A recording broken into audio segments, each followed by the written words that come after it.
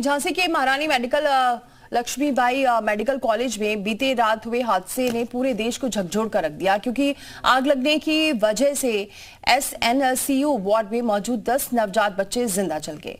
यकीन मानिए, इस घटना के बाद का मंजर दिल दहला देने वाला था। मासूम बच्चों के माँ बाप बिलख रहे थे, नवजात शिशुओं को हाथों में लेकर इधर उधर भाग रहे थे। लेकिन बड़ा सवाल यही है कि झांसी का मेडिकल कॉलेज लाक्षागृह कैसे बना? 10 मासूमों की मौत का जिम्मेदार कौन है? क्यों तमाम घंटे बीत जाने के बावजूद भी इस मामले में कोई एक्शन नहीं लिया गया? आखिर सिस्टम में आग लगाने पर कब चलेगा हंटर?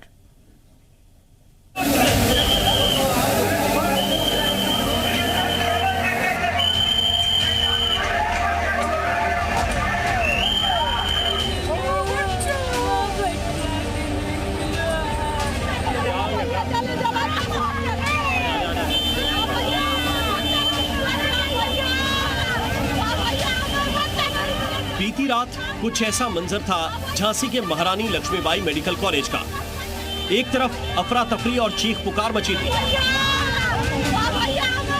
नवजात बच्चों को हाथों में लेकर लोग इधर उधर भाग रहे थे, महिलाएं बिलख रही थीं। एक एक तस्वीर दिल दहला देने वाली थी, कलेजा कपा देने वाली थी।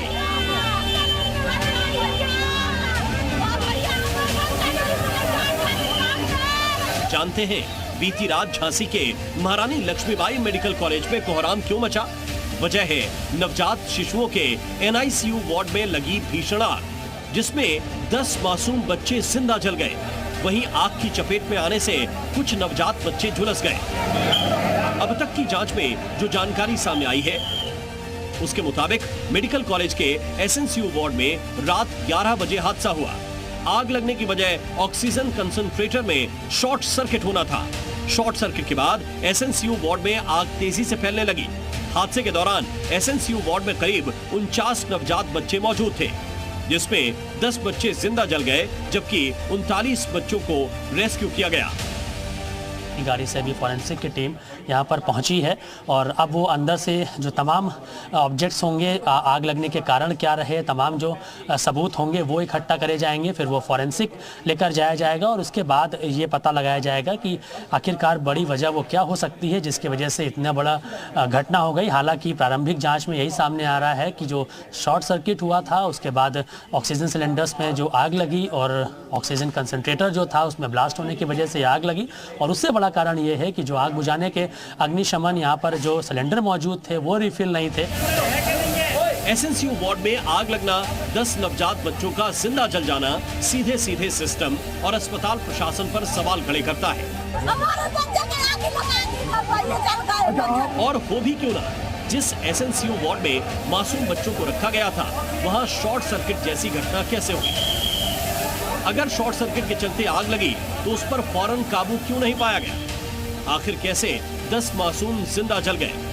जब इन सवालों का जवाब अस्पताल प्रशासन से पूछा गया तो उनका क्या जवाब था, ये भी सुन लीजिए। लापरवाही आप नहीं कह सकते हो, इलेक्ट्रॉनिक आइटम है, कहीं भी मतलब इस टाइप की वो वारदात हो सकती है।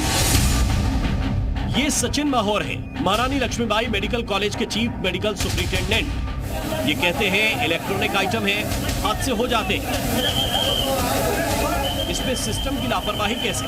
तो आपको बता दें कि जिस एसएनसीयू वार्ड में बीती रात आग लगी, न तो वहां फायर अलार्म काम कर रहा था और ना ही water sprinkler.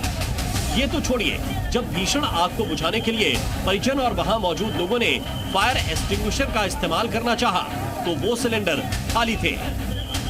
7/2019 next due on 24/7/2020 और आज चल रहा है 2024। और ये स्थिति है कि ये जो सिलेंडर है जो कि आग बुझाने के काम आता है, इसके अंदर रिफिल ही नहीं था। शायद अगर इसके अंदर ज़रूरी चीज़ें होती, जब इसको इस्तेमाल करने का प्रयास किया गया तो वो काम नहीं कर रहा था। इसकी भी वही स्थिति है, ये भी 2019 में रिफिल हुआ था और 2020 इसकी एक्सपायरी डेट थी, उसके बाद से इसको रिफिल नहीं किया गया है। तो ये सबसे बड़ी वजह फिलहाल यहाँ पर निकल के आ रही है।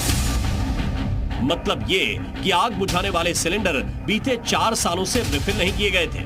और इसका सबूत है सिलेंडर पर चस्पा ये पर्ची, जिसमें साफ साफ लिखा है कि साल 2019 में सिलेंडर रिफिल किए गए। अगली ड्यू डेट 2020 में थी, मगर बीते 4 सालों से सिलेंडर यूं ही बिना रिफिलिंग के पड़े थे।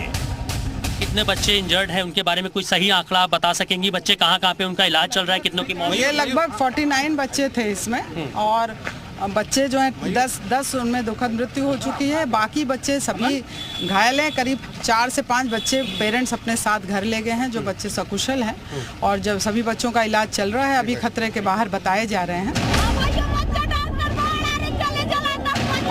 झांसी के रानी लक्ष्मीबाई मेडिकल कॉलेज में हुआ हादसा न सिर्फ दिल दहला देने वाला था, बल्कि व्यवस्था की खामियों को भी उजागर कर गया। इस घटना की जानकारी मिलने के बाद डिप्टी सीएम ब्रजेश पाठक भी मेडिकल कॉलेज पहुंचे और हालात की जानकारी ली। जांच तो शासन स्तर से होगी, जो हेल्थ डिपार्टमेंट करेगा।